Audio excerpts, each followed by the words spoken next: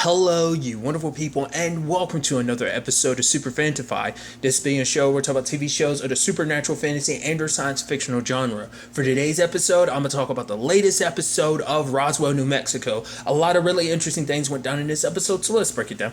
Well, first and foremost, we have the whole situation with Cam coming back to town, and lo and behold, in her way back into town, who does she run into? None other than Maria's mom, which is like, wait, what? And it's so interesting, too, because when, Maria ends up, talking to her mom later on, her mom is under the impression she hasn't been going the entire time because she's like, I never get lost. Like I was on my way to you, and then like she kind of snapped out and just like, oh, and then that young lady found me and everything. So kind of showing like obviously that month she's been going, she doesn't remember, which obviously you immediately think that must be something alien related, not unless that's something else. Well, you would assume it had to be alien related. That's even where Maria kind of goes later on. We'll get to that soon enough. But the fact of the matter is, Maria even noticed, like, wait, those boots, did Cam give those to you? She was like, no. And obviously Cam is in town, like, finding out about, like, Max, because the sheriff came to her about, like, Max is like, whoa, wait, where's Max? And it's like she ends up talking to Michael about like the fact is like I'm keeping your secret and stuff like that. You kind of push away the few allies you have, you kind of end up alone. So Michael ends up not telling her. He actually leaves that to Liz because I guess it's like for him it's like, well, I don't have enough of a connection with you to like explain things. I guess that's his justification for it, or just kind of like you want all the gritty details, you have to go to Liz. So she shows up at the lab, and so Liz has a breakdown of that whole situation. I even love that like Liz kind of being like, I don't know, what was it she had said, basically the lines of like, I don't know how to help. Well, I've kind of gone as far as I can because I don't know how to help comfort my dead boyfriend's ex-lover. And it's like, that's a complicated situation. That's super true. Like that statement is just like, wow, when you actually put it out there like that, this is exactly what it is. And then it's kind of neat that, Cam is there to kind of like bond with Liz about this whole complicated situation, them both kind of, especially for Cam, because she talks about the fact is that like she coming to this town, she always kind of liked the thought of believing in aliens and stuff like that, and now it's a situation of, oh, you actually know aliens, and wondering because obviously like Cam took it the way she did the moment she found out the truth and everything. Like basically everything between her and Max had already been over by the time like she found out about Max. So it wasn't even a situation of, oh, he's an alien, like was that a turnoff or anything. But then it's like, how did Liz feel about it, and Liz kind of fell more in love with him afterwards. And she talks about this instance later on where she was talking about like how like he tried to impress her by like speaking Spanish, but it's like, oh, what was it basically translated to like meat without the condom or something like that. But she's like, he never had to kind of go above and beyond like that, like not realizing that he himself was just enough, because Cam ends up helping her shoot, just to kind of alleviate stress. I did like that joke stuff about like how Max would kind of make up excuses anytime he misses, like, oh, you feel that breeze in the air? These underwear my mom got me, they just kind of change it. I just thought that was kind of neat.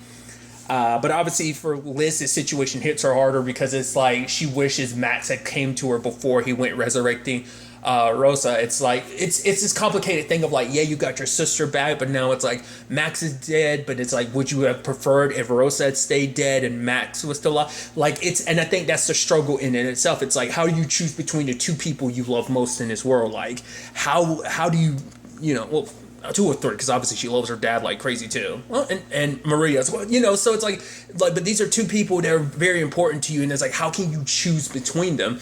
And it's like, because it's like Max kind of puts her in this very like, it was already a very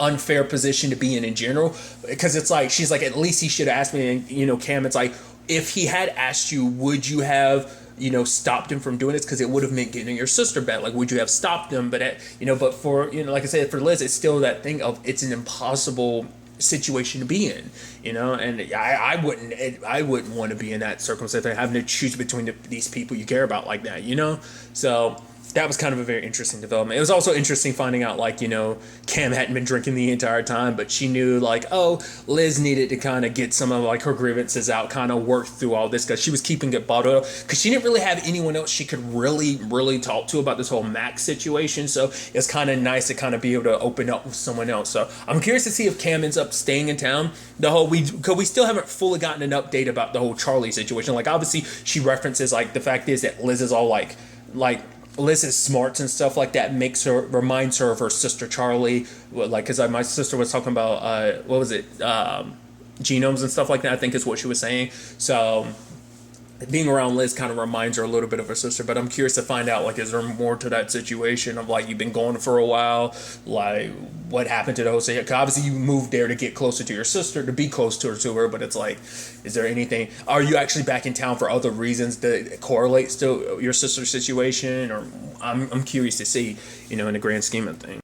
Another angle to this episode was Maria being at the bar and everything, and lo and behold, who she runs into, Rosa. Because I was thinking, like, oh, someone's around there making a mess. I was like, oh, it might be Michael or something. Never crossed my mind to think it'd be Rosa. I mean, to be fair, she's getting more liquor so she can, like, drink Max out of her head, and I was like, ooh, this isn't good. And obviously for Maria, she's initially freaking out because she's immediately like, oh my god, this is totally got to be because she sees how her mom is. She's immediately thinking, like, oh my god, I'm going crazy like my mom. But Rosa's like, no, like, the fact of the matter, if there's going to be, like, I'm supposed to be the only one with mental issues in this friendship. That's kind of how this works. And so it's like, do you believe in aliens? And it's like, wow, Rosa, this isn't good. Michael shows up and he's like, hey, oh shit. He sees Rosa, and then Maria is pissed, and he was like, please let me explain and everything.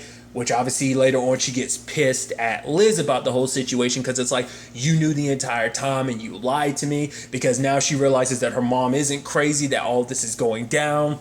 And so now it makes her question everything. Especially sad because her and Michael were in a good place. The whole omelet thing early in the episode was super adorable and everything. And especially because it got real personal with Michael, where he talked about, like, oh yeah, like his foster parent at that time wasn't that good at, like, he was very hands-on when it came to discipline and stuff like that. So Michael, like, kind of basically the guy who, like, at the junkyard he had worked at, was like, oh, you can stay on this couch with the dog or whatever. So, and that's where he kind of learned how to cook and stuff like that, which is like, oh, there's a beautiful sentiment to it, but at the same time it's like, oh, that's super sad. I mean, granted, we already know Michael's, like, bouncing around in the foster system way he did. Like, he wasn't fortunate like Isabel and Max getting their mom the way they did, having a good upbringing. Michael obviously didn't have that, sadly.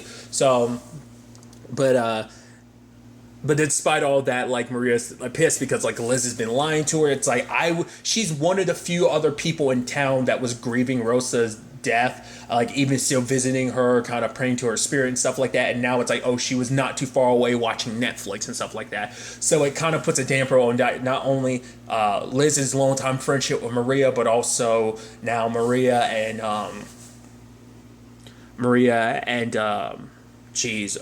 Michael's relationship. So, like I said, especially because that was such a new thing, it was already kind of something that's been going for a little while, but now it's like, it kind of was like, oh, in a good place last episode. Oh, never mind. That's kind of potentially, especially for Maria, because she's like, obviously my mom's disappearance must have something to do with the aliens and stuff like that. But that's why I'm like, either there are still other survivors out there, which you wouldn't think they are, or it might have something to do with Michael's mom, which we'll get to that soon enough, that side of things. Well, since we're already in that area, Michael is talking to Alex, because Alex had talked to his dad and kind of got some reports from, like, a particular person back then during the crash. It was this guy whose name has been redacted. It's simply Trip.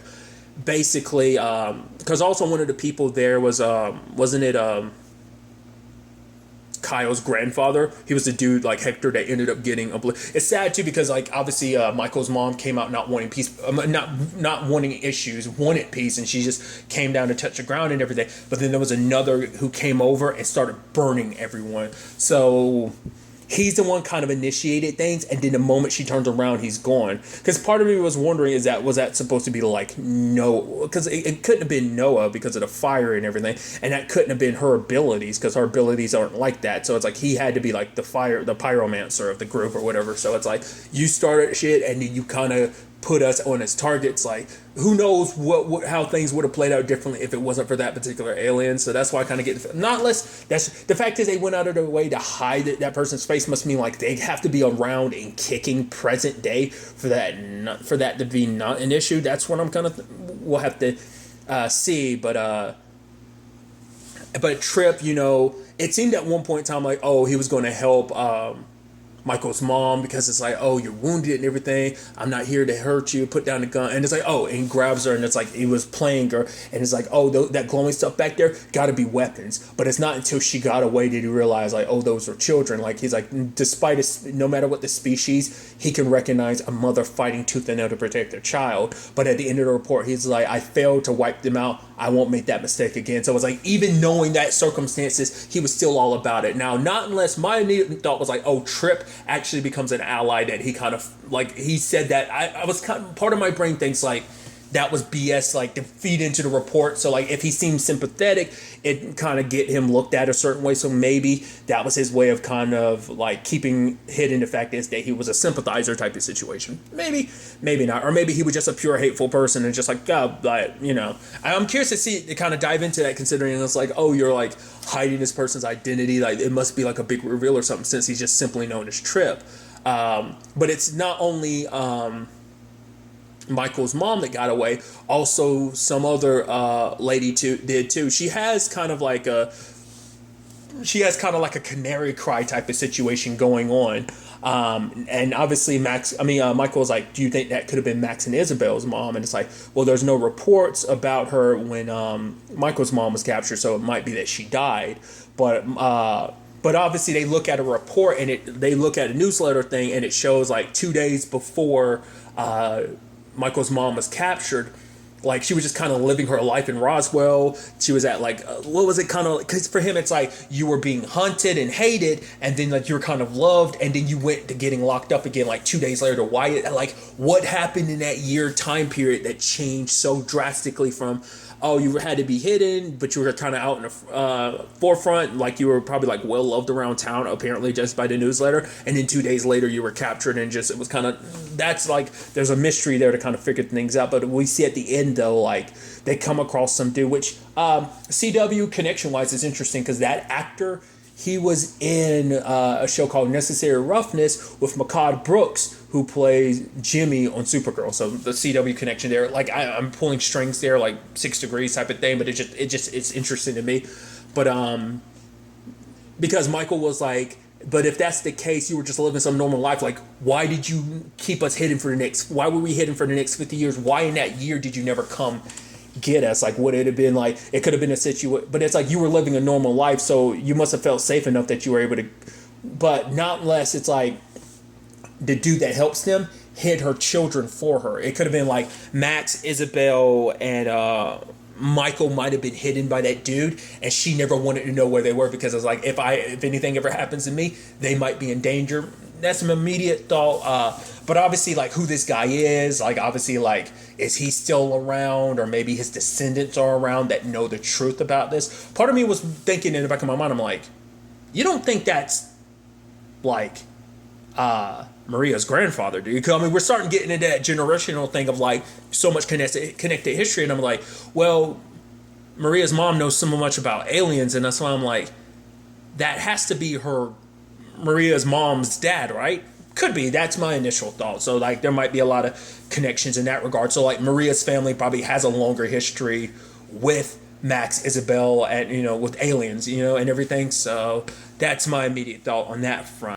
Another interesting angle about this episode is obviously Isabel taking more of the poison, trying to get rid of the baby, to the point, like, because she's looking at the update thinking it's like, oh, the baby is still growing, and she's like, no, like, she takes even more of the poison, but then she starts seeing Max, which is interesting considering the fact that Rosa's the one that's seeing Max. But I thought it was kind of fascinating, and it was almost like, oh, so is this just her subconscious manifesting itself as Max? But for her, she kind of resents, like, it's interesting, like, the kind of back and forth that she kind of has with, like, what she believes to be kind of her subconscious. But at the same time, there was that thing with the sheriff stopping by being like, oh, yeah, look at Noah's wrists and stuff like that, like handcuffs, like police-grade handcuffs. Isabel is throwing up, and the sheriff, she is not willing to let this go, because there's stuff about Noah's situation, she's not willing to kind of look the other way on. But I love Isabel's explanation of like, oh, this, and she's like, what is that? It's like, oh, I should have given you a trigger warning. Basically, it's like talking about the freaky stuff they were in. These pair of cuffs, they belong to Max. I stole them a couple years ago. That they're so much better than the flimsy ones, and that's kind of enough to send the sheriff away. And I love Max being inside her head, being like, wow, I kind of didn't need to know that type of situation. And she's like, well, you didn't have that stick up here. He's like, ah, la la la la la, because the last thing you want to hear about is your sister's sex life. But nevertheless, I thought that was, like, so they kind of had jokes and laughs and, moments between each other, but also had very serious moments where Isabel talked about the fact is how she's kind of pissed at Max for leaving her. Because it's like, did you do that on purpose? Did you know healing, Rosa would kill you? Did you kind of push yourself to do it? But he was like, I would never put anyone before you. I mean, hell, even look at the Rosa situation. He definitely didn't put, despite everything, he didn't put her before you back then. I mean, him and Michael set the whole thing up so that you would be safe and everything. So, and that kind of speaks volumes in itself, like how far Max would be willing to go to protect you. And so, for him, it's like, I would never want to put anyone's life before yours, and he wouldn't. And it's like, because he knows, like, you're doing all this because there's also a part of you that wants to be the one that kind of help me, and you would kind of push yourself beyond. And he's like, I would never want to come back to a world that you're not in it. That sibling connection that they have, that twin sibling connection. Because I think I forgot that they are twins, aren't they? Isabel is reluctant to take the antidote at any point in time because like she might be a little sick, but she's like, until I'm bleeding, I won't know that the baby's completely gone. And Max is kind of trying to make her, feel better about the whole situation by being like, the fact is that, it's like you would be a good mother, but for her, it's not about that. She would like to have children one day, but not like it, because for her, it's almost like another violation from Noah, because it's like everything that he put her through, everything that he did. And on top of that, it's like a last little it almost like effed up karma, where it's like not even karma, but just like the fact is, it's almost like one last thing of like him leaving her with this baby, a constant reminder. Like, I mean, once again, it turns into that nature versus nurture thing of like, there's no guarantee that this baby is going to be anything like Noah, but it's still that thing of like, it's her choice, it's her body type of thing. And also it's just like, this is a man who kind of, once again, violated her mind and her body, and just like everything they had was built on a lie. So you don't want a reminder of them. And so for her, it's like she has to be the one that kind of handle things on her own, because who's going to look after her and love her better than herself, So I thought that was kind of a, an interesting thing, because it's like, you should go to Kyle. It's like, Kyle's not going to know anything about my alien anatomy and stuff like that. So, but when the time ultimately comes, like, she's too weak from it and can't take the cure, even to the point like she ends up knocking her head against the table when she passes out. But luckily, Max wasn't just a figment of her imagination, like, because of what Michael had did earlier to kind of help, help balance the healing process for Max to keep his body alive. It ends up rapidly, he is growing stronger. So it wasn't just like, oh, he was inside of Rosa's head. He did kind of connect with Isabel as well, and so he was able to reach Rosa even though she was heavily drinking and stuff, to be like, my sister's in trouble, please help her, this isn't even about me, because she's like, I'm not trying to help you die. And so Rosa ends up calling Liz, and Cam drops Liz off to Isabel, and ends up, luckily she got there in time. And obviously for Isabel, is that thing of like, if it wasn't for that connection, like, to Max, she would be dead right now. And she's, even saying that line, that's even sadder, like, oh, she's like, I would have been like a statistic, We still don't 100% know whether what the baby situation is. Like, that might be dealt with, maybe not, or maybe, I don't know. Like, that's just it's a very complicated situation Isabel found herself in, so I'm curious to kind of see where things kind of go on that front. And obviously there's that moment with Rosa at the end where she's kind of like breaking down to Liz, because she's like, I'm so sorry, I kind of messed things up. Even I'm like, you kind of did screw things up. Because for her, she's like, I wasted it. Like, I had this second chance, I had a clean slate, and now I'm kind of going down that road. But obviously for Liz, it's like, I love you regardless of anything, So it's like, it's going to be interesting to see, like, now that truth's kind of spreading out a little bit more. It's like, well, what are you going to, well, I mean, what by that, I mean, like, well, Maria knows now, so, like, what does that mean going forward for you? Like, how she's going to handle this, Rosa's situation, because I guess for her she kind of realizes like she didn't really recognize what her sister was going through, is still kind of struggling through. And obviously for Rosa, this whole Max situation, once again, it's complicated. It's like, yeah, he brought you back to life and everything, but it's also still kind of like he's the reason why him and his siblings are the reason why you ended up in the situation you are, like reason why so much stuff kind of went down in Roswell the way it did, like you being hated the way you did, your family kind of having to suffer for the ramifications. Obviously, like last episode went over, like there were bigger implications because of the whole Rosa situation. So that's a lot of stuff to kind of keep in mind, going forward with this whole situation. But I'm very interested to ultimately see where all this ends up taking us going forward into the next episode.